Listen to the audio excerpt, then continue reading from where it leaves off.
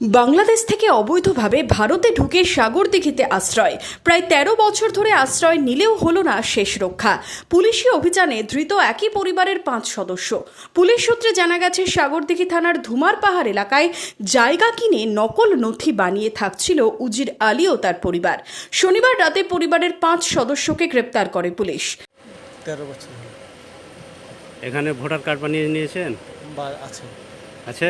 আছে বাংলাদেশের কোথায় বাড়ি? চরবাগডাঙ্গা বাথানপাড়া, ফরিদপুর ক্যাম্পের পাশে। এখানে কোথায় ছিলেন সাগরদিঘিতে? ধুমের পাহাড়, ৩ ছেলে মেয়ে। ধৃত বাংলাদেশিদের সুতি থানা এলাকার হোল্ডিং সেন্টারে পাঠিয়েছে পুলিশ। ধৃতরা বাংলাদেশের চাঁপাইনবাবগঞ্জ জেলার বাসিন্দা বলে জানা গেছে।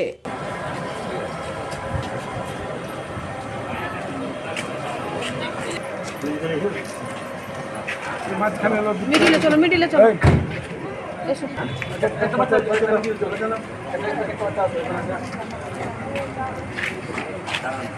মনমোহিনী হেলথ কেয়ার, স্বাস্থ্যসেবায় অটুট শ্রেষ্ঠত্বের শিরোপা।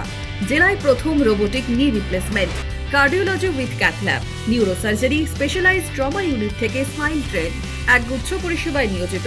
Manmohini health care, quality care with personal touch, Baharampur শিল্প তালুক।